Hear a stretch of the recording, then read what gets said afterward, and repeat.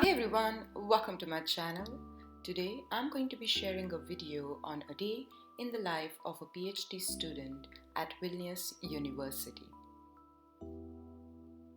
So Vilnius University is in Lithuania, which is a country in Europe, and the premises of Vilnius University is quite posh and modern, and it looks much more technological and science oriented.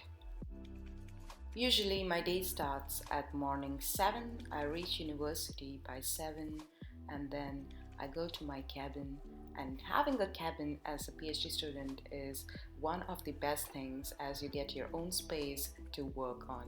And this is my cabin and I love to come and sit in front of the computer, and that is my space. It's cozy, I know that.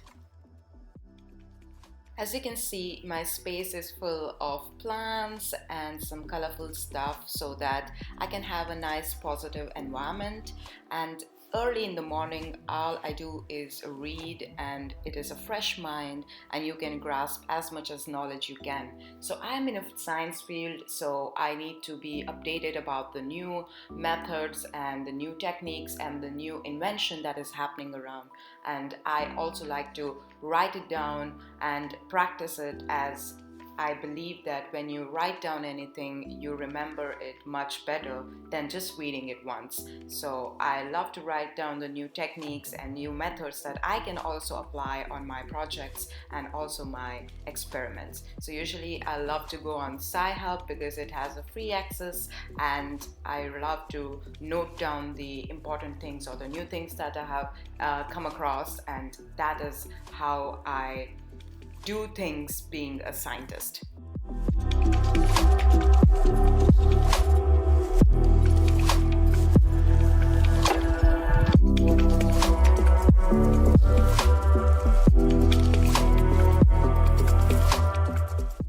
After reading, I love to go and learn new techniques, practical knowledge from my colleagues, as well as teach something new to the students. And as I am a very systematic person, I love to clean my stuff and start with a very sophisticated, clean place so that I don't mess up the experiment by being messy around. And I also like to dry up my test tubes and keep it ready for the next day, and that is how I am as a person in general. So scientists are a bit crazy, messy, but I'm a bit opposite. I'm much more sophisticated. And then I continue with my lab meetings and also helping students out to clear their doubts and if they have any questions about their studies. Being a PhD student is hard because you have to dedicate 4 to 5 years for science and get a doctor in front of your name. It's a proud feeling in general that you did a great job, but when you are in a science field, sometimes getting depressed is also a part of doing PhD. Before starting my experiments, I love to write what I need to do for that day, and I love to make a list before starting with my experiment so that I don't mess up or else forget something and regret later. So writing down the list will help you guys as well as a PhD student or a normal person to not to mess up the routine of the day. Then I head straight to my experimental lab so that I can start with my experiment. First, I love to defreeze the cultures that I had stored in -80, and these are the microorganisms stored in glycerin, and they look beautiful. Now I'm making the agar plates, and this is a highly selective agar known as Man rugosa sharpe, which is used for the growth of probiotics bacteria, and I am working on a project of probiotics bacteria. Then I love to make different sort of solutions so that I can check if my bacteria can survive in that. So I would say sit back, relax, and see the methods that I am doing and enjoy it.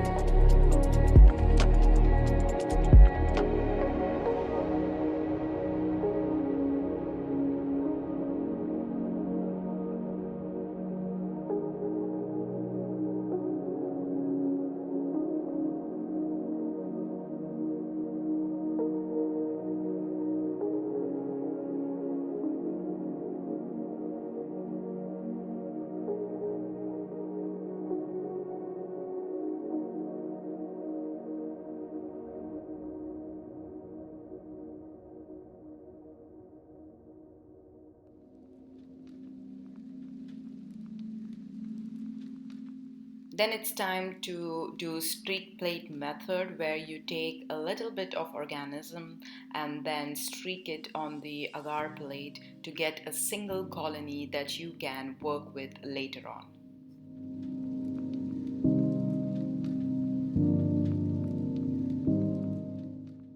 Usually, after streaking or else spreading the organisms, we love to keep it in the incubator. It's a favorable temperature for organisms to grow, and these are all the organisms that I had cultured before. And you can see that they look different. The colonies look different from each other because they are morphologically different and they are from the same genera. And then I am gonna take each and every single plate and see how well the colonies have grown, if there is any sort of contamination or else mixture of the culture, and then I would keep the plate or else decide if I have to discard them.